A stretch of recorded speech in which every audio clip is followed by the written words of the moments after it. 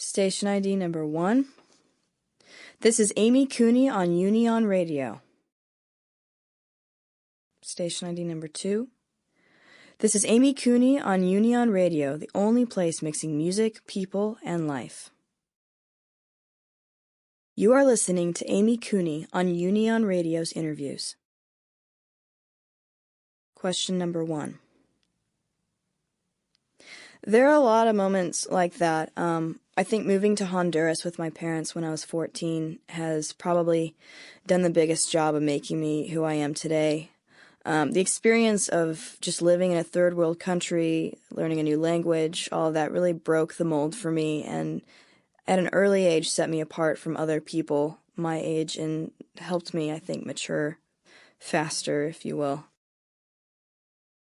Question number 2.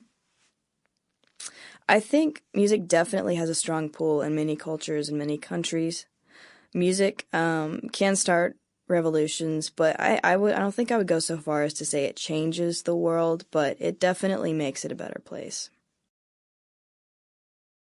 Question number 3. I would have to say my new song, Love is Trippy, is my favorite right now, although that could change. I like it because the hook actually, when I was writing it, got stuck in my head, and it's kind of annoying, but that's a good sign when the writer of the song can't get the song out of his or her head. I like the Broadway-ness of the tune, if Broadway-ness is a word, and the fact that it is bittersweet and that it talks about the downside, kind of the dark side of love in a humorous way. Question number 4. Ever since I was a kid, I've wanted to be in the public eye.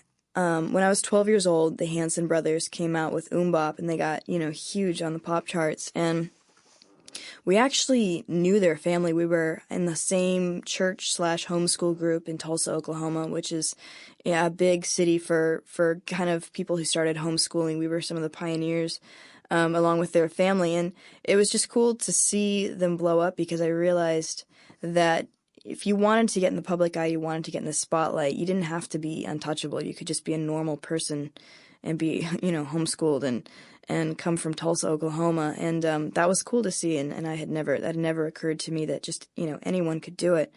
MTV, of course, had a huge impact on me. I watched music videos when I was younger. And I remember visualizing myself in them. Question number 5. There's actually a quote that I wrote on my guitar when I was really young. I found it in a magazine, and it's still there. The quote is that every dreamer knows that it is entirely possible to be homesick for a place they've never been to, perhaps more homesick than for familiar ground. And the quoter of this quote is unknown, but it really spoke to me because since the age of 14, I've never really had a home base. When I was 14, I moved to Honduras with my parents as missionaries. And since then, I've just always kind of been nomad. And I've been uprooted many times, but everywhere I go, I kind of keep this idea of home in my head. I can just carry it around with me, and no one can take that away from me. And I think that this idea, I've kind of created this comfort zone for myself, and that's kind of helped me in my writing and made me into the person I am as well. Question number 6. I am currently engrossed in Tori Amos. I really enjoy the fact that musically, theoretically, she's not correct with her, quote, compositions. I like to call them compositions because they can baffle real musicians, and real musicians can really appreciate her music. A lot of, quote, real musicians who know theory and know charts, know how to read music, have studied, have a hard time enjoying and appreciating pop music, and she is very different from that. She doesn't do the 1-4-5 chord progressions and easy way of going about it. She's not at all predictable. A lot of times she never really resolves anything, and her music is very listless, and I love that. I love that about her. Question number 7. No, not really, actually. Some people compare me to Fiona Apple, but that is very flattering to me. I don't mind that at all. In fact, I encourage it. I've been compared to Regina Spektor as well and Norah Jones, but again, these women are women that anyone probably would be flattered to be compared to. Some people judge me by my pictures or my style, and say that my music doesn't always match my look, but I am working on that. It's a process, learning how to market yourself and incorporate your style and your story and your look and your image and all that, putting it into one package. It's a process, and that's something that I'm definitely working on right now.